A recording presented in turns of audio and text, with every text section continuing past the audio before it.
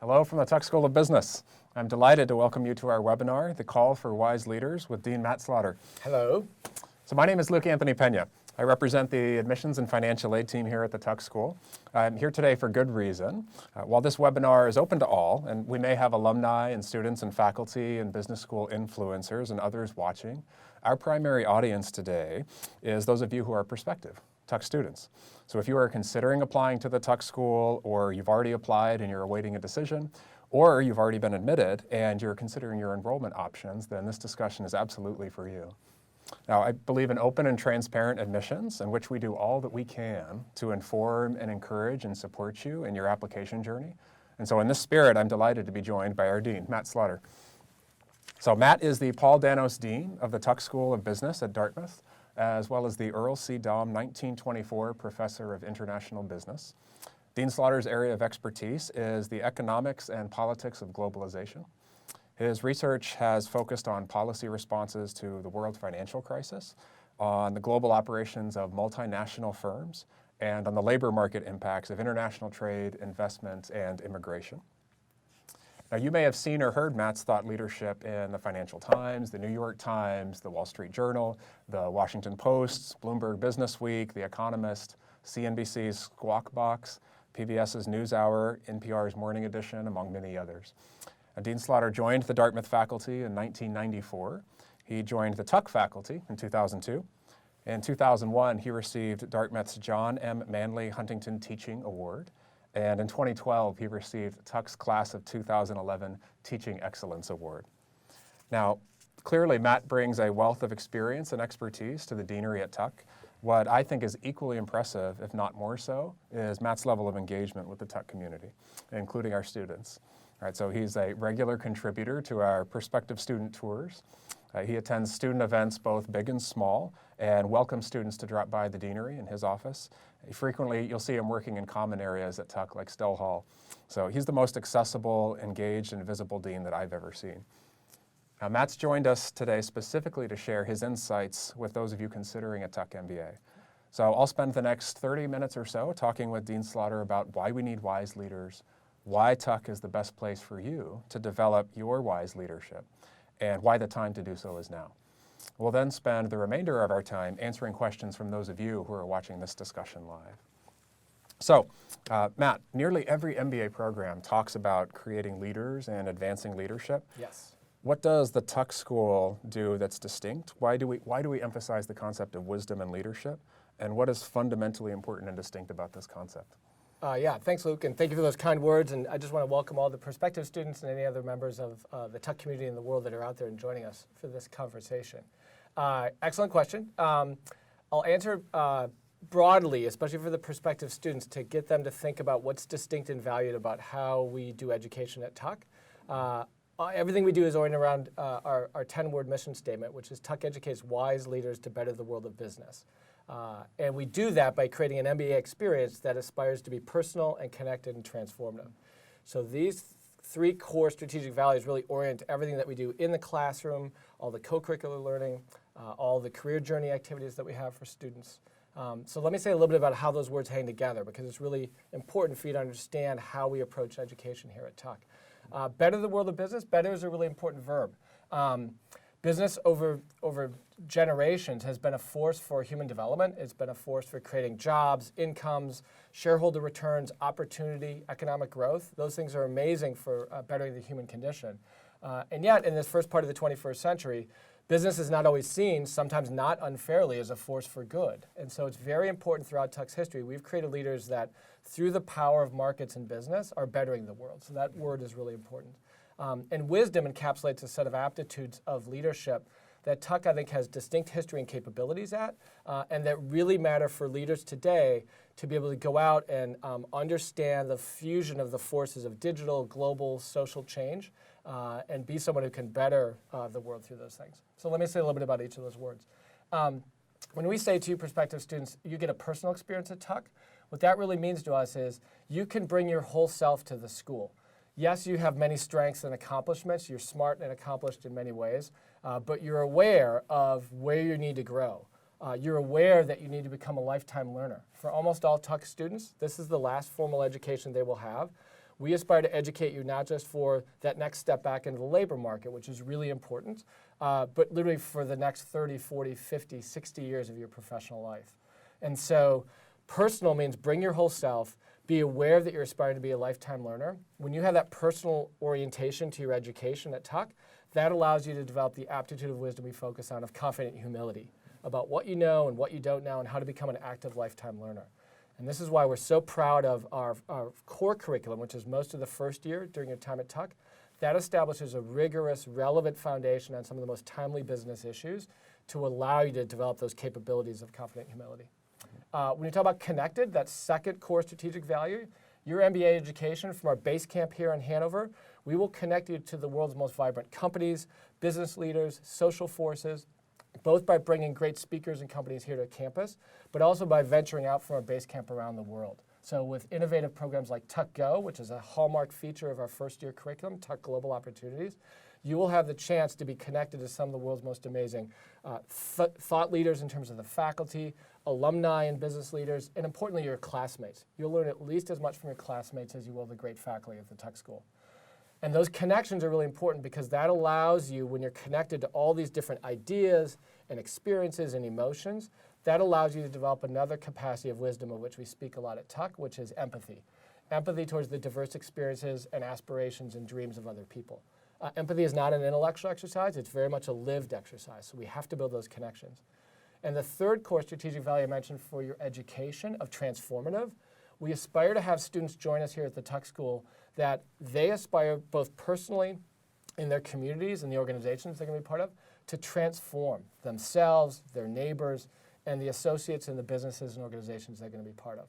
That's linked with the aspiration of bettering the world, but by having that transformative mindset above and beyond the transactionality that oftentimes is present in business, a transformative orientation towards oneself really allows you to develop that third aptitude of wisdom we focus on at Tuck a lot, which is judgment about when and how to take risks. One of the amazing things about being a student at Tuck is you will have the chance to fail early and often. By taking risks, an investment by definition, like an education in an MBA, is taking risks. It involves effort and not always having the path you envision initially be the path that turns out to be what you take. When you've got that transformative mindset and we create that opportunity for you, you'll develop that judgment about what kind of risks to take. So wise leadership encompasses these aptitudes of confident humility and empathy and judgment. I often like to say that wisdom is about asking the right questions, building the right teams, and taking the right risks, and wisdom wins, both in a business sense, but in a deeper human flourishing sense. Mm-hmm. So we've got a very clear point of view about how we develop leaders at the Tuck School to better the world, and it's around the aspirations of you prospective students thinking about an education that allows you to bring a personal and connected and a transformative experience. Mm-hmm. Thank you. A very compelling overview of why wise leadership is so important. You alluded to some references about how this happens at Tuck. And so let me ask for some more depth there. Why is Tuck the best place to develop these aptitudes of wise leadership? And what are some of the ways inside and outside the classroom that we push students to be wise leaders? Oh, great. Yes. So it starts, I think, so there's a lot of implications about our strategic intent and the capabilities we develop, about how we do education. I think one that's most important, and Luke's good question, is our scale. Among the many there's a lot of top schools out there, but we have among the smallest of each MBA cohort, a little under 300 per year. That is a scale that still allows connectivity to the great companies and forces of the world, but allows students to learn at least as much from each other as they do from faculty, as I alluded to a minute ago. Pick 2 Tuck students at our investiture on graduation weekend. They know each other. They've been in, perhaps in a first-year study group with each other. They have been in electives together. They've been on a Tuck Go experience together. They may have been in our Center for Digital Strategies as second-year fellows together. There's the capability of building the kind of relationships that are essential for risk-taking, because risk-taking is best done in teams. And so we have an intentionality about the scale, the way that we structure the curriculum. Throughout your first year, we have study group teams that rotate across the 3 quarters of classes that we have. And I think another aspect of Tuck that allows us to develop that wisdom is our physical location. We are nestled in the foothills of the White Mountains of New Hampshire. It's a glorious part of the world. We are yet still very connected to the digital, global social forces I mentioned earlier. But our physical location allows individuals to make the investment in learning from each other and from the great faculty and from our alumni. One of the things I've heard our international applicants say over the years, and students in particular, is I think they've recognized that paradoxically, by coming to a relatively small community like Hanover and the Tuck School in Dartmouth, they have the capability to invest in the types of transformative relationships that drove them to think about business school in the first place. By not being in a metropolitan area where the previous connections of life and the vibrancy pulls them away from investing in their learning experience. So I think it's a combination of our scale, the intentionality of the faculty and the students, our location. Those are quite distinct assets we have that allow us to flourish and create the wisdom we aspire to. Now, what does that look like in practice? There's power in examples. Can you give an example or two of wise leadership in action modeled by our students or our alumni or our faculty in this community? Sure. Yeah, great. Let me give a few. Let me start with students, given the number of prospective students who are out there. Let me think. So past couple of years, let me give a couple of examples. One is we had a terrific student team, Laura Shen and Aaron Dunn Franklin. They were T17s. They were interested in how leading innovation companies around the world, tech companies, how they innovate, but what it is about their values that allows them to innovate. We have a terrific faculty colleague, John Lynch, former New Hampshire governor, teaches a very influential elective course called the CEO Experience. And they were talking about this with John even before they took the class. And John said, well, okay, why don't you own this? Have this be transformative for you. You guys are saying what's very personal to you is understanding how technology companies have values that allow them to be innovative. Let's pick a really successful global firm that we've got good relationships with, and you guys learn about it on your own. They ended up doing an independent study with John. So part of a personal education at Tuck is our students are encouraged to think about taking independent studies, creating your own course with a couple of faculty, which many students do. And they reached out to Amazon, with whom we have great relationships. Laura and Aaron traveled out to Seattle, spent a few days speaking to not Jeff Bezos, but a number of direct reports to Jeff and a number of Tuck and Dartmouth graduates. And they wrote a case study on how the 14 leadership principles of Amazon that they voiced to the world, you can go look them up if you'd like, how those came into practice and informed some innovation successes, but also some innovation failures at Amazon. And it was a remarkable case study they wrote. Jeff Blackburn is a Dartmouth graduate. He serves on our Dartmouth Board of Trustees, a direct report to Jeff Bezos. Jeff was so impressed by the case, he said, hey, can I come teach it with you students? And so Jeff traveled back, spent a day here, and the couple of sections of John Lynch's class, Laura and Aaron co-taught their case with Jeff, and I sat in on one of the sessions just to see what it was like. It was remarkable. It was one of the most vibrant and electric classroom experiences I've ever seen at Tuck. So that's an example of a couple of second-year students at Tuck really owning what creating wisdom for them meant. Another example I'll give is Tom Allen. Tom was, I think, the year before them, class of 16. Tom's a U.S. citizen and grew up in the state of Mississippi. And in the United States, as a lot of you know, not every worker, firm, and community have benefited from the forces of digital disruption and globalization. And Mississippi is one of those U.S. states that on a lot of the human development and business indicators is near at the bottom of the 50 U.S. states. So we created, during the time that Tom was here, this new suite of global courses called Tuck Go, Tuck Global Opportunities, I alluded to a minute ago. And Tom listened, and he's like, wow, that's great. So we're taking students out with corporate clients or on deep dives with fellow students and faculty to all the four corners of the world. And he came to the dean's office one day and said to me and Sally Yeager, you know, I was thinking it might be neat to create one where I can really make personal how I want to become an active lifetime learner and beyond Tuck. I want to teach people about what it was like growing up in Mississippi with the history of racial strife, economic underdevelopment. And our answer, like a lot of things at Tuck, was, okay, that's great. We'll support you in making that investment in what's going to be personal and transformative for you. That sounds great. We connected them with a couple of our award-winning faculty, including Emily Blanchard, who teaches one of our first-year core classes. And he and Emily co-created a syllabus, and they took a couple of dozen of classmates to Mississippi on one of these Tuck Go courses, where they met with the governor, they met with local entrepreneurs, they met with the affiliates of foreign multinationals to try to understand how the history, complicated it is for a state like Mississippi, informs what business opportunities and constraints there are today. And for Tom and like Laura and Aaron, they said these were the highlights of their Tuck experience. And we want every student to come to the school with that kind of aspiration around those strategic values that I mentioned earlier. Mm-hmm. We have a lot of alums too. We can talk about alums. We can come back to them if you like as well. But Great. So there's a lot of great examples of what's happening now in the present. Tell us a little bit about the future. Right? What's your vision for the Tuck School going forward? what about, in your vision, the student experience will change and what will stay the same? Great. I will say you prospective students should think about Tuck. In some ways, we are constantly changing, and in some ways, we are never changing. And let me unpackage that paradox.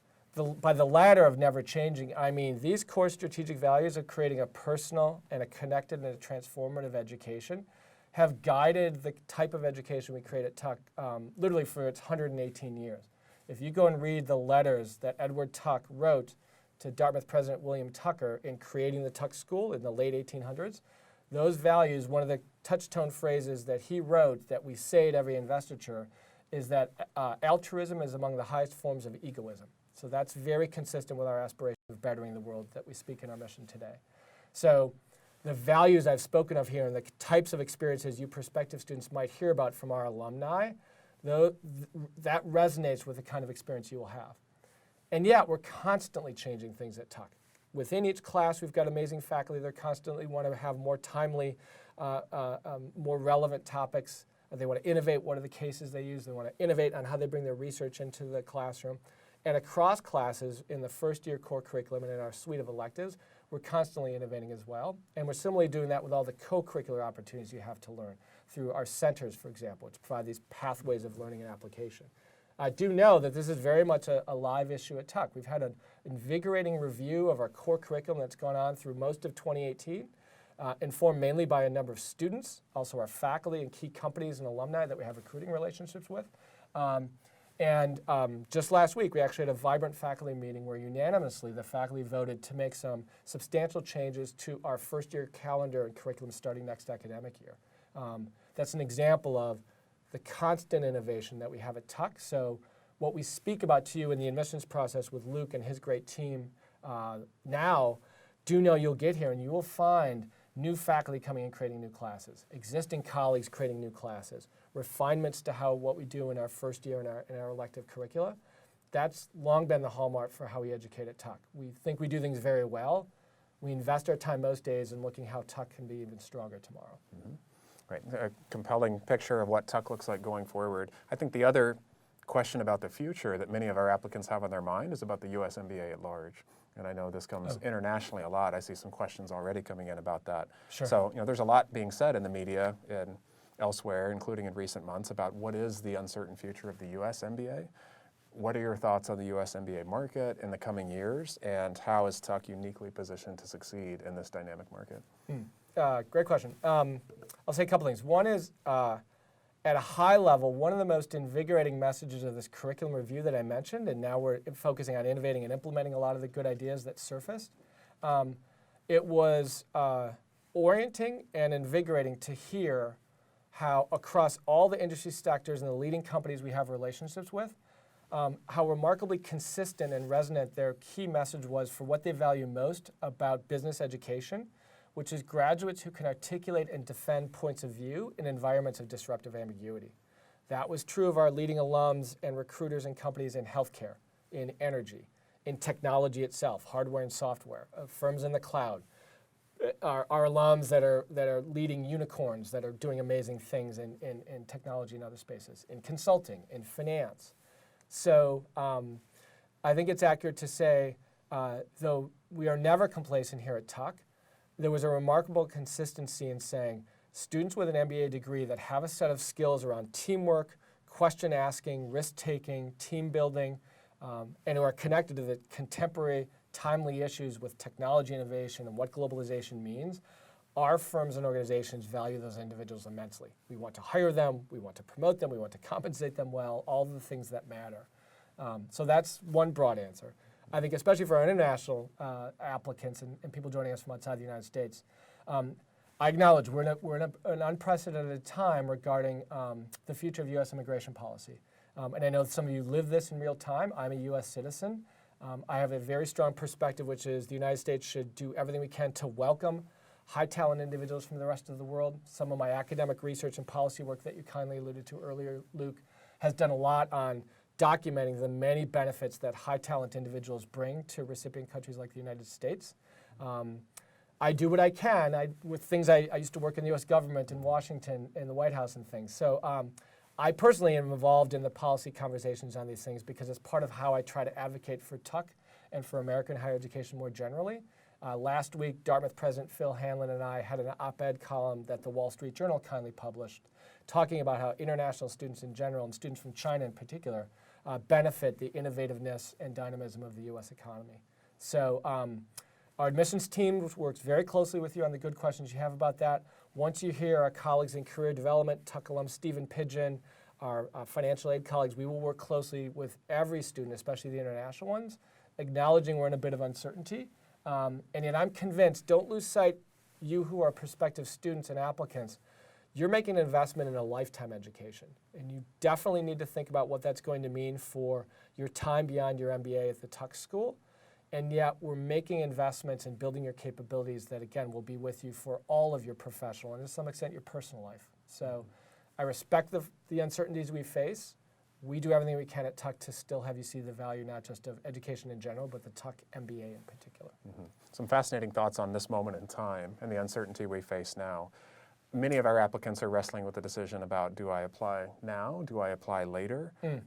Do you have thoughts on what makes this moment in time perhaps particularly important for wise leadership in the context of what you were just saying? And what level of urgency might candidates feel about coming and getting this investment in their wise leadership now? Oh, great question. I'll come back to a bit on what I said about the consistency of message that we heard in this curriculum review in talking to so many companies, so many of our alumni and recruiters and others in the world on the value they see for high-quality MBA graduates. Just the strength and breadth of the message, which is the individuals that have a rigorous foundation of understanding to some extent, the timeless basics of an advanced business degree, of accountancy and marketing and strategy and operations and those disciplines, and yet who have had the opportunity to have an education where those timeless topics are brought alive in the classroom and in a lot of the co-curricular activities in a way that is timely, in a way that is connected to the contemporary business issues. And again, those analytic skills that are encompassed in the aptitude of wisdom we speak here, about asking the right questions, building the right teams, taking the right risks. That strength of message is so inspiring. So it always has to be, the match has to work for you applicants as well as for us here at the Tuck School. You have to be at a life stage where you recognize you've had great accomplishments thus far, and yet you recognize that for the kind of individual and business manager and leader you aspire to be, you recognize that there's an investment that a place like the Tuck School can provide for you. And then the match, maybe we'll come back to this, it needs to be not just why an MBA, but why a Tuck MBA. Yeah, I'd like to ask exactly that, this point about the match being right. So one of the questions you just addressed is, do I do this now, do I do this later? I know another one of the questions that many of you wrestle with is, should Tuck be on the list of schools I'm looking at and considering, right? And so you've shared some great thoughts about what's special about Tuck and what we are doing here. And let me reframe it as our listeners, our prospective students, how can they know if they are aligned with the Tuck School? What questions should they be asking themselves? Who should apply here? Who should enroll here? And how can they know? Yeah, I would encourage every applicant or prospective applicant to answer the question of, is Tuck the right MBA for you, by processing all the information and reflect on the thoughts and feelings you have when you listen to the words that I talk about our mission and our strategy.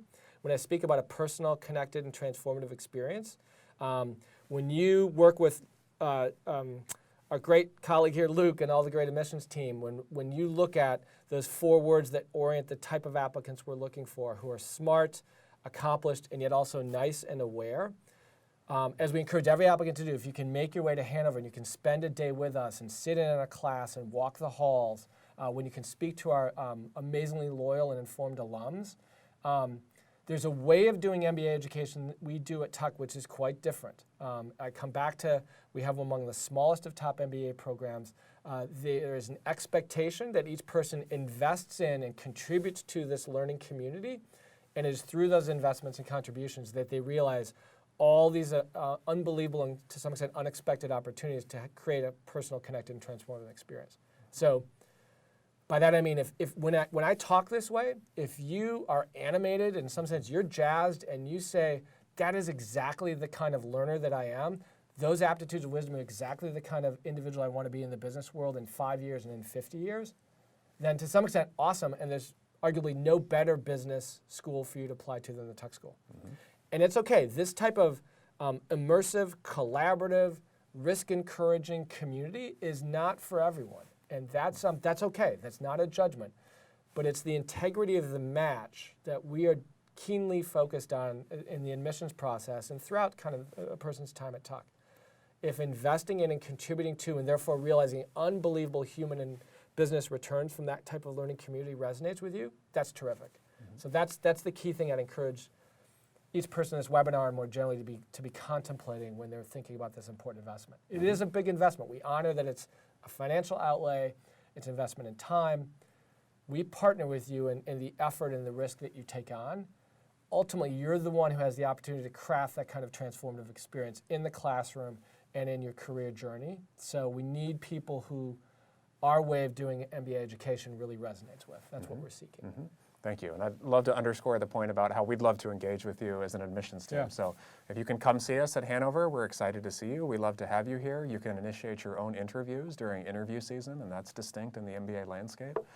You can't come to Hanover. We're doing more and more events all around the world, both with admissions officers, with our alumni, with our students. And so we want to bring Hanover to you as much as we can. We can never replicate the magic of this place somewhere else. And yet we like to bring the people who bring this place to life to you. And then keep engaging with us in settings like this, in these webinars and these online chats, and you can learn a lot from these discussions as well, as I hope all of you are doing. We're going to turn now to some of your questions and let you drive the conversation. So we'll take questions from you. I see that some have already come in, and there are others that will come in, so please feel free to ask those questions. Let's see what we have for questions. The first question looks like it's about the core curriculum. So you mentioned the work on the core curriculum. Oh, sure. What updates can you share on the changes? How will changes affect the class of 2021 and future classes? What can you tell us about where we are at this point in time? Yeah, so there's a number of things I could highlight, but I realize you only have an hour, so I could talk about this for days because it's the heart of what we do is teaching and learning. I'll highlight a few that are quite important, actually, and I'll stress so many of these insights came from listening closely, as we always like to do, to our current students, importantly to our alumni at different career stages in the companies. As Luke Conley said, I'm an economist, and I'm very cognizant of the demand for an amazing MBA is joint between current students and also the alumni and the companies that value the education we create. So one innovation that we're excited about is really restructuring the academic calendar, independent of what we teach and how we teach, which is vital. Having the academic calendar be as responsive to the current career journey of students and where it's going in the future. So one example, and we're actually piloting it this academic year because we realized it was such a good idea that we didn't want to wait, is in our winter quarter, our academic calendar runs through 3 quarters, fall, winter, and spring. In our winter quarter, we are not going to start the core classes until after the large majority of companies that do what we typically call on-campus recruiting have had a chance to visit and do their initial rounds of interviews. And so it was clear that as the market for when companies like to see students had shifted in recent years, we wanted to respond to that and kind of get as ahead of that as we can. So that's one change. Another speaks to just the ongoing amazing innovation in our digital economy and world in which we live. It was clear that there are so many innovations that companies are bringing into the workplace that they expect MBA candidates to be conversant in as part of the lexicon of business, above and beyond accounting and strategy and vital fields, that we've decided we want to really overhaul the way that we present analytic capabilities to our students. So we've long had 2 very popular classes and meaningful ones, robust ones, called Statistics and Decision Sciences. Those 2 classes and the faculty that are award-winning teachers in that class and very dedicated scholars, they have already been working and collaborating to completely overhaul those classes. They're going to be retired, and we're going to create a new sequence that's integrated across a lot of the topics in those called data analytics. And again, that's deeply informed not just by our sense of always wanting to kind of refine what we do, but what are the capabilities that recent MBA graduates at great tech companies are finding themselves conversant in and wanting to learn as much about. And I'll stress with this too, part of what informs that is on digital capabilities, we have built a suite of elective courses that our second year mainly students have access to, partnership with our computer science colleagues, engineering school colleagues. So elsewhere on campus, great faculty are teaching new electives we didn't have a few years ago, all in this digital space. And a third change I'll mention is actually we're going to build more optionality into the first year curriculum for students by introducing elective courses earlier.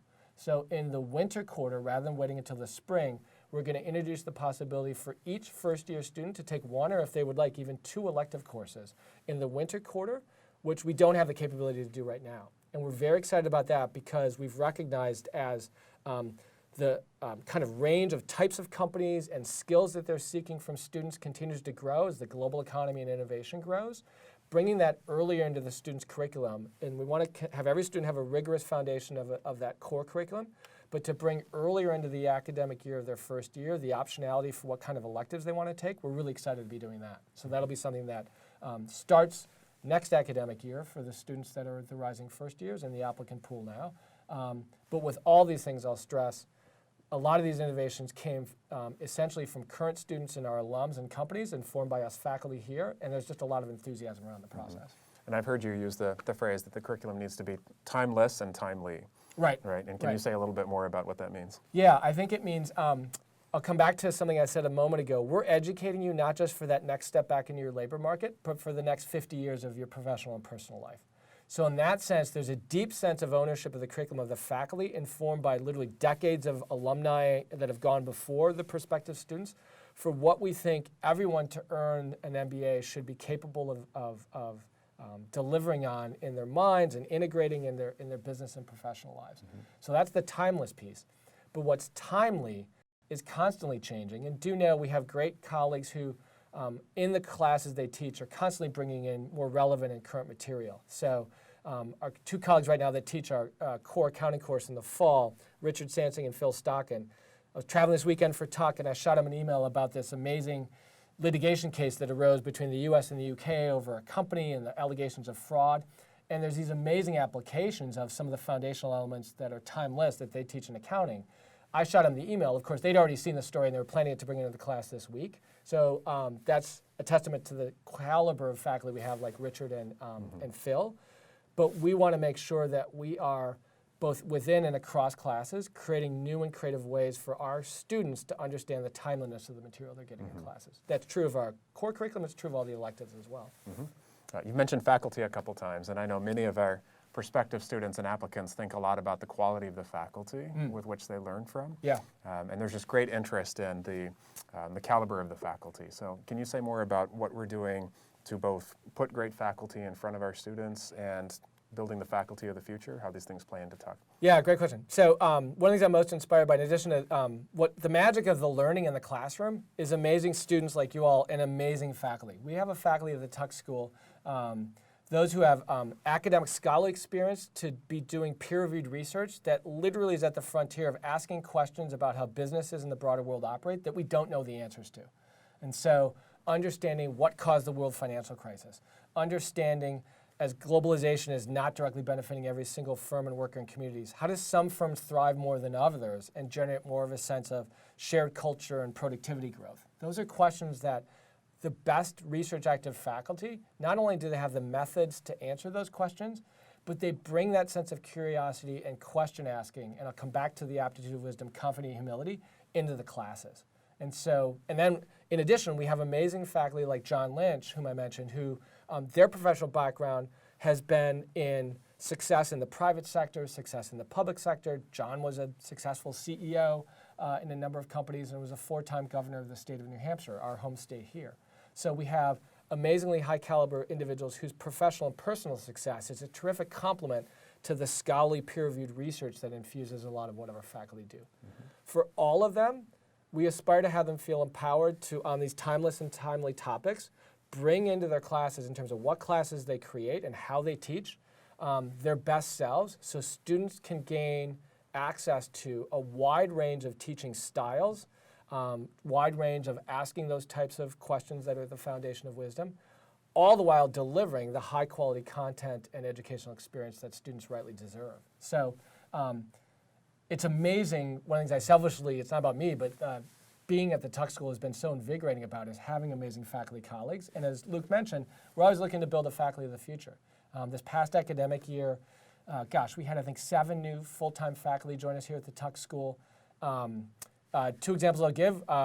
husband-wife team, Brian Meltzer and Lindsay Leininger. Brian's an award-winning teacher from where he was before and does really interesting, relevant research on real estate, that kind of asset class, and also the linkages that real estate has to the real economy.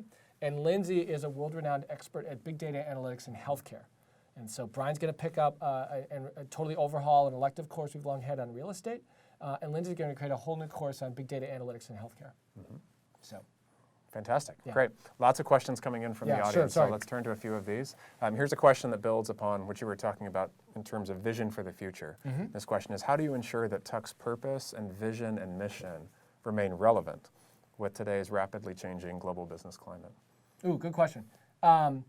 It's by being in constant contact with the companies and our alumni out there. For example, we have advisory boards where one of the main things that I and the fellow deans in the dean's office and fellow leaders like Luke do is we're constantly asking them, tell us what you're seeing that's emerging in your businesses and the broader world in which your businesses operate. Tell us what are the aptitudes that are scarce and valued in great colleagues that you realize we could be bringing more into the curriculum. We learn from students themselves as well, and our prospective students, and we learn from the faculty as well, because our faculty are so engaged with vibrant research questions, the engagements they have with companies in different ways.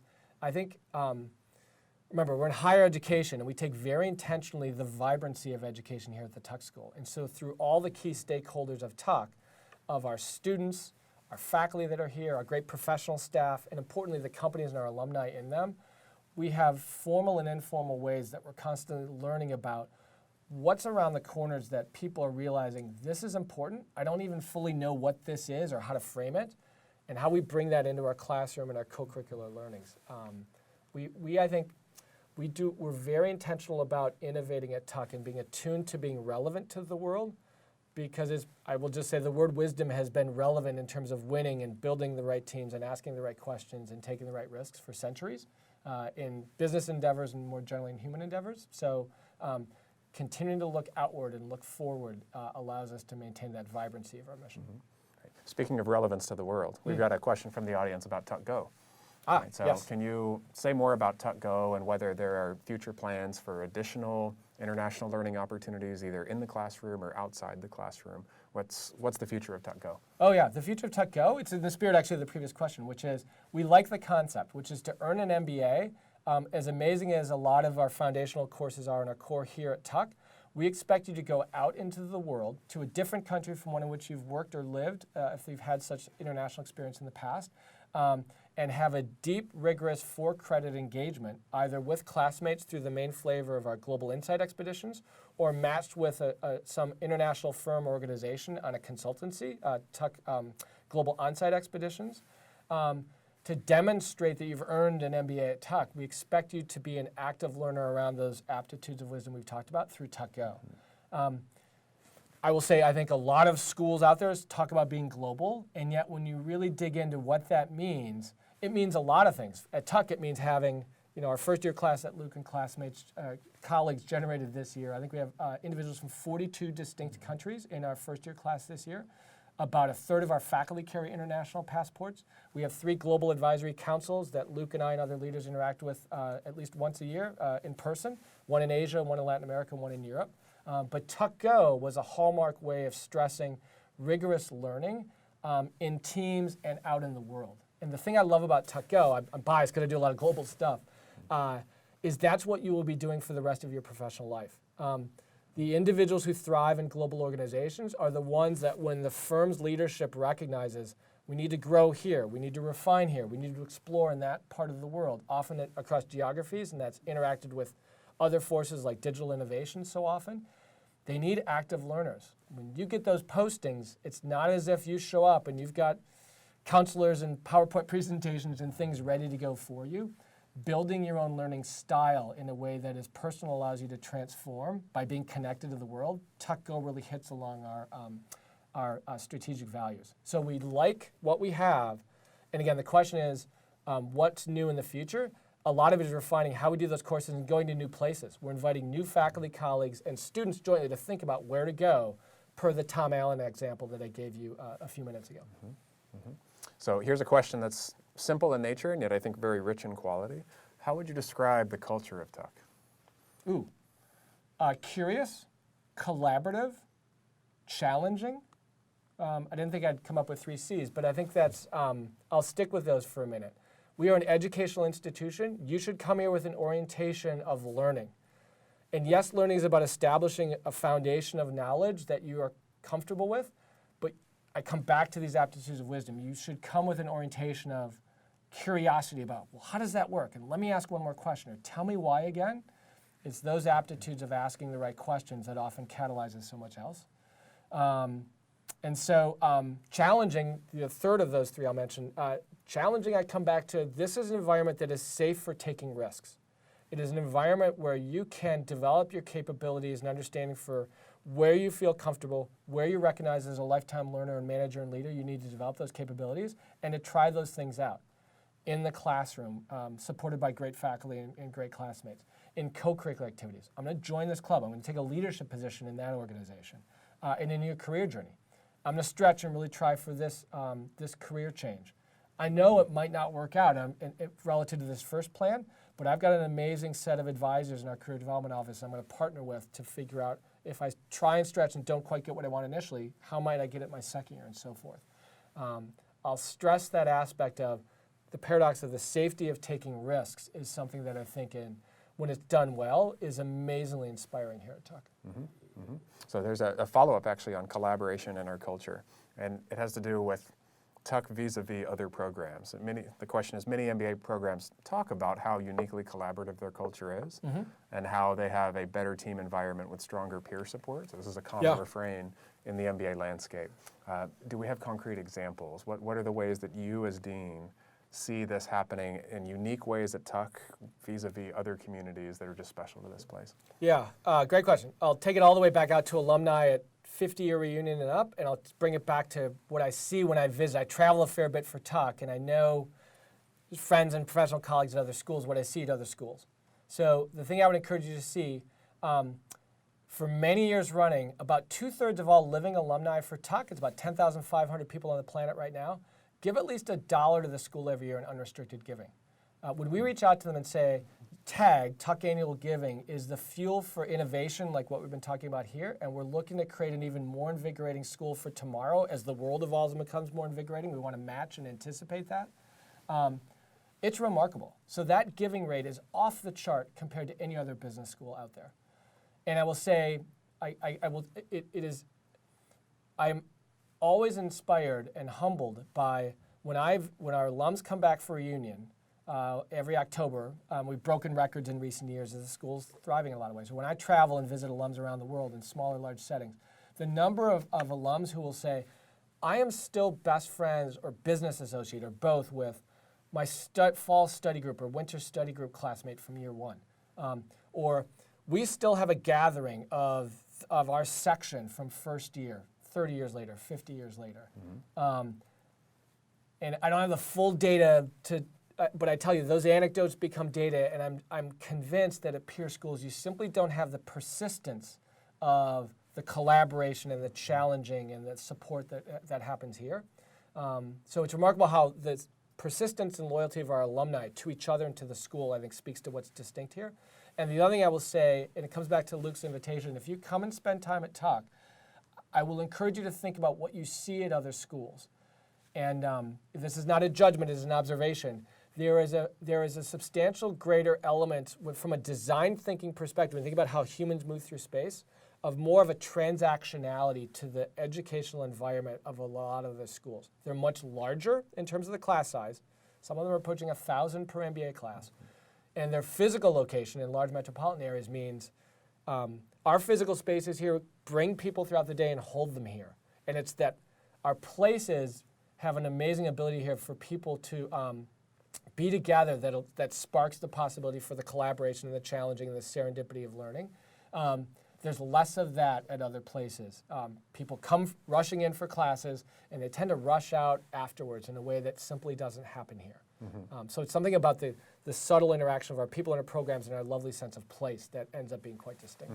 Yeah, say more about that. One of the questions that we're getting right now is about the non-academic portions of the student experience. Oh, yeah. So you were just talking about how, yes, academics are very important, but that's not all the students do, and they don't just come to class and run away. Sure. So how do the non-academic pieces of the experience shape the education for Tuck students? Great question. So in the same way that I said you'll learn at least as much from your classmates as you will from our amazing faculty, you'll learn at least as much outside the classroom at Tuck as you will inside. There's a few things that speaks to. One is our culture at Tuck. It's a little bit like what I said about Tom Allen earlier. You come to us with an idea, be it out of the classroom or inside. The default of me and all the fellow leaders at Tuck and faculty say, oh, okay, yes, or tell me more. Let's figure out how to do that. Example. So last academic year, Allison Byrne, who is a Dartmouth graduate as well as Tuck, and a couple of classmates came and said, you know, mentoring, we've been talking, they're second years, early in their second year. They said, we've realized that our professional development, so much has been around mentoring. We had great mentors that got us to sit in front of you today. We would like to develop our capabilities to mentor other people. We're like, great. And so it was me and Sally Yeager, our dean for the MBA program. And we're like, so what do you got in mind? And they said, well, could we create a program? There's all these great undergraduates that we realize if we go to a lot of finance firms or consulting or wherever we go, tech, oftentimes whom they will have the chance to mentor are recent undergraduates. So they said, we've had this idea, we're the Tuck School of Business at Dartmouth. Dartmouth is an amazing Ivy League institution. There's a world-class undergraduate program and other great schools that I'll come back to in a minute. And we said, so they said, could we establish some sort of formal mentoring network with the undergrads? We're like, awesome, that's great. Here's some seed money, you figure it out. We're gonna make some introductions and walk you up campus to talk to some of the undergraduate deans. And within like 2 weeks, they had a program deepened, the Dartmouth Professional Insights Network. That was a mentoring program that they launched. It has persisted, and now it's scaled, and there's like, I don't know, something like 100 undergraduates that are getting mentored by a couple of dozen Tuck students. So they said, here's something that's gonna make, for us is very personal in terms of our development, that's gonna allow us to have a transformative experience out of the classroom, and we just said, oh, it's great. So similarly with the clubs and organizations we have, our default to Tuck is to say, tell us more, let's figure out a way to at least pilot that. Being part of Dartmouth, when you're outside of our great Tuck classrooms, Dartmouth has amazing programs at the Thayer School of Engineering, at the Geisel School of Medicine, with the campus-wide Magnuson Center for Entrepreneurship. So especially entrepreneurship is a great example. In recent years, it's now close to 10% of you graduates that after graduation go to found or join some entrepreneurial new business venture. It's awesome. So, but really that should be something when you're here at Dartmouth that collaborates with some great undergrad and computer science major who's got some cool code and is thinking about an idea, or an amazing team of engineering students that have come up with some cool new prototype for some thing, or some great people at Geisel to think about things that they learn about, human disease and how big data can speak to innovations there. So what we do with entrepreneurship through our Center for Entrepreneurship, and Steve Call is a Dartmouth undergrad, and Daniela Reichstetter, the executive director, she's a TO7. The amount of co-curricular programming that they have that's linked very intentionally to the sequence of elective courses you can take around entrepreneurship is pretty impressive. And I think, again, the sense of scale we have at Tuck, the sense of scale at Dartmouth as well, it's very much a campus that aspires to be without a lot of the silos you see in higher education or large organizations. And the last thing I'll say on this excellent question, these are all great questions, is the physical environment here just facilitates that type of out-of-the-classroom collaboration. You want to go for a run with your classmates in Pine Park. You want to go have a great afternoon skiing at Killington or the Dartmouth Skiway. You want to go do crew on the Connecticut River. All those things, there's a lovely element of our physical spaces that allows those kinds of things to happen too. Now, I want to pick up on something you said 2 answers ago about alumni giving. Right? And of course, we're in the middle of a campaign right now, a capital campaign at Tuck. Yes. And this is doing some great things in terms of raising funds for some very exciting initiatives here at Tuck. Yep. Can you say a little bit about what are the core components of the campaign and how that will enhance the student experience in particular for those who will come in a year or 2? Oh, sure. Great question. So we're in a capital campaign. It is called the Tuck Difference, and it's been remarkably inspiring. We've broken a lot of records last academic year that broke records we set the year before. It's through Tuck annual giving, but it's also through articulating to those closest in knowledge and role to the school, alumni, but also others in the world that know of Tuck and want to be part of us, how with this distinctly articulated mission and strategy, we need to make a step change in investments to allow us to have a financial model that better delivers on the aspirations that we have. And I will say there's 3 areas of priorities: people, programs, and places. but most important is our people. That's the most cherished asset we have here at the Tuck School, of talented students and faculty. And the single highest priority in the campaign thus far for me, and it still remains so, is scholarships for our MBA candidates. We have a chance to leapfrog a lot of schools. The single largest publicly announced gift in Tuck history, $15 million last academic year, was entirely for scholarships, thanks to the generosity of the Rather family. And so and it comes back to how much I, Luke, so many other leaders of the school honor and recognize the magnitude of the investment that you are contemplating making or you're going to make. And we want to honor that by having not just an aspiration and a delivery on our strategy, but a financial model that allows this to be as valuable of an investment as it can be for you. Do know this is all in the context. I'm proud that all of us here at Tuck, we've had the smallest tuition increases the past 3 years in measurable Tuck history. We have good data going back about 45 years. So the campaign enriches the financial model that in turn is strengthening all the kind of people and programmatic innovations we've been talking about in this conversation. But I'll come back to it for you students. Luke and the team this year will have already a substantial increase in financial resources with more to come in the years ahead to allow you to craft even more amazing classes. Are there elements of places and programs that will also be relevant for our students? Oh yeah, so programs, it's I'd say a couple of things. On programs, we've gotten some generous support to people who are inspired by the revolutionary aspect of Tuck Go, which is great. Our centers that provide these pathways of learning and application, we've got record gifts for those from individuals who see the out-of-the-classroom learning that's well connected to what happens in the classroom and connected to the career journey for people as being essential for students to thrive.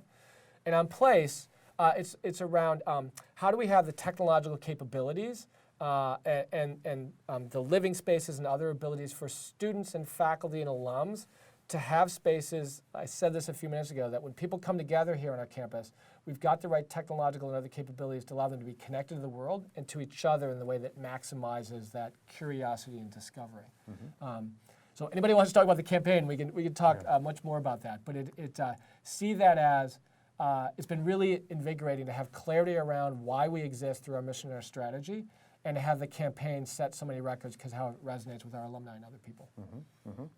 Here's another question from the audience, and this is I love this question, it's lovely.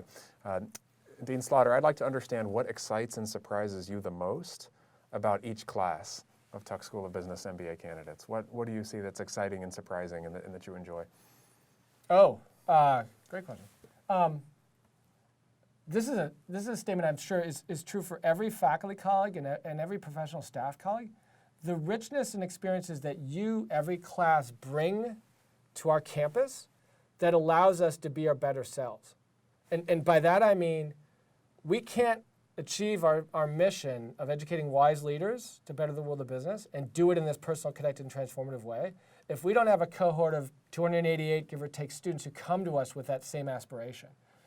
And I think I'm struck if I think about from the perspective of us faculty, how regularly here at Tuck, again, a little bit different from some other places, faculty are impressed by and want to connect with the experiences and the capabilities of students that are here.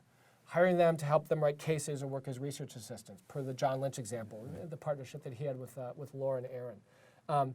Just the day in and day out in the classroom, the ahas that come from students that have an amazing experience with digital innovation or what global, the fusion of kind of sovereign governments and for business companies means. So I think take away you students and like why Tuck exists goes away. And there's a uniqueness, I think, both individually and across the classes.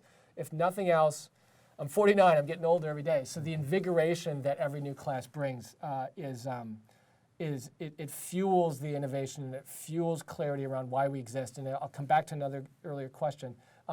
It gives us insight on, there's something about manifesting our mission and strategy that we should be thinking more about. You bring perspectives that we don't have by definition. To some extent, fall is the most invigorating time of the year, I think, for me at least, because the students return. There's a different rhythm in the summer, which is lovely. New England in the summer is lovely. But why we exist, when all the students are fully here and back in the classes, is to some extent, I think, the most crackling time here. Here's one final question from the audience, and it's perhaps the most application-specific that we've seen. Acknowledgement of the criteria. Tuck wants students who are smart, nice, accomplished, and aware, as you referenced earlier. How have you connected these to the mission? How do you see these? How does this play a central role in how you think about the Tuck School? Yeah, great question. And I will often answer, and Luke, you should jump in as well if you like. Because it was Luke and his team that really were empowered last year to think about how our admissions team presents us to the world and to be empowered to refine it. And when they came up with this new, fresh language, I and a lot of other deans and others were like, oh, that sounds fresh, and let's go. So from my perspective, the thing I like most about this, I think what's most distinguishing are the words nice and aware. And it comes back to this whole conversation of, I need you to be aware of what is distinct about the Tuck MBA education. If you thrive as a human being by being in a metropolitan area with 20 million people all the time, you will be there a lot when you're here at Tuck, through Tuck Go and interviews and treks and all kinds of things, but you won't be living that for the roughly 21 residential months. So be aware, that means be aware of what is distinct about Tuck, and be aware of, we expect you to invest in and participate in to yield all these amazing human returns and frankly the fun of Tuck by being willing to invest in the success of the school and bring those personal aspirations, aspire to be connected to everything that Tuck and Dartmouth offers, and have a transformative mindset. And on NICE, one of the many dimensions that I value most is, are you invested in the success of others above and beyond the success of yourself? There is a massive amount of practice and academic research that shows the most successful management and leadership teams are those where the key individuals are not just thinking about themselves. I come back to the words of Edward Tuck, which is altruism is the highest form of egoism. So NICE to us is a very essential aspect of that is, show us how you have demonstrated and have an aspiration to be more capable at allowing others to succeed with you.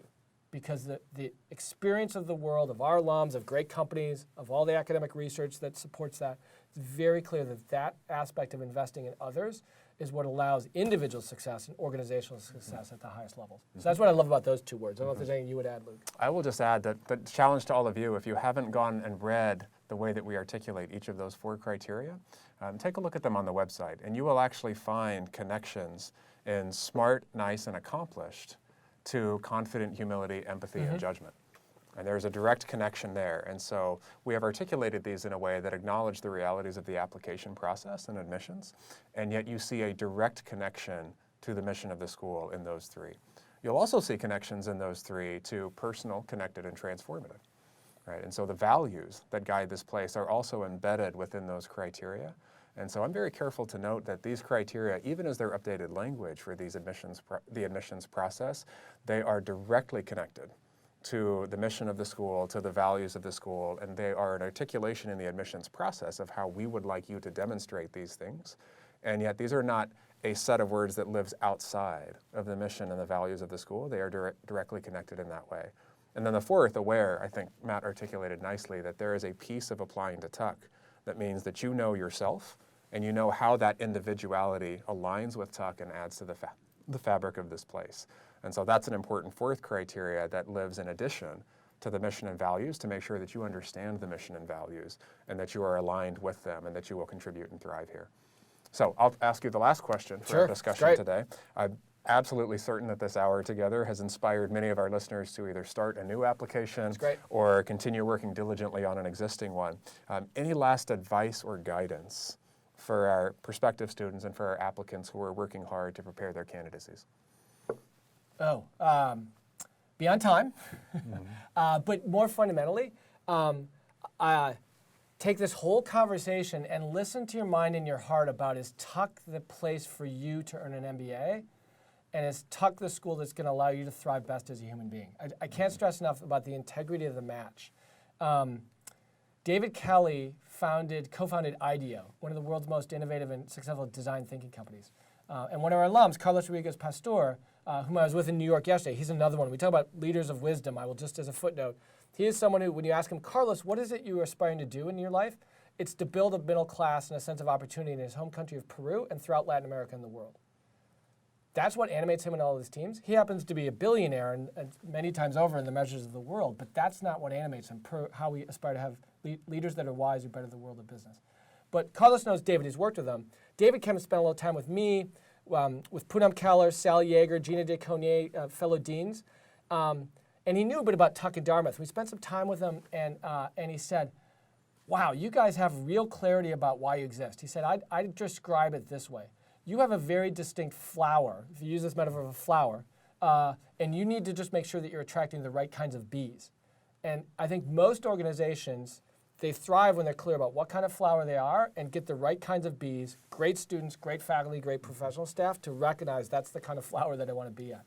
So if I can use that metaphor of David Kelly, when you're working through the application, work closely with Luke and the team if you've got questions. But most of all, listen to your mind and your heart and tell us what it is about you that resonates with those core values and the mission that we've had this conversation about. These have been wonderful questions.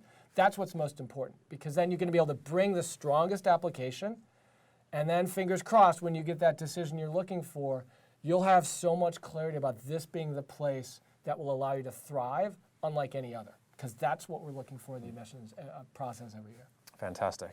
I could spend all day with this conversation. We have to I call could time. too, but I think, yeah, We've spent you an got hour things to do. together. Yep. Matt, I've so enjoyed getting to spend this hour talking with you and hearing you articulate why we need wise leaders, why Tuck is the best place to develop and advance your wise leadership, and why the time to do so is now, in this moment in time. So I hope you've enjoyed this conversation as well. I hope that you're inspired to either start an application or continue working diligently on one you've already begun. And I hope you're inspired now more than ever to be a bee that comes to the Tuck flower and advance your wise leadership to better the world of business. As Matt said, if you have additional questions, please be in touch with me and my colleagues in admissions and financial aid. We pledge to do all that we can to inform and encourage and support you in this application journey. Thank you very much, and take care. Thanks, everybody.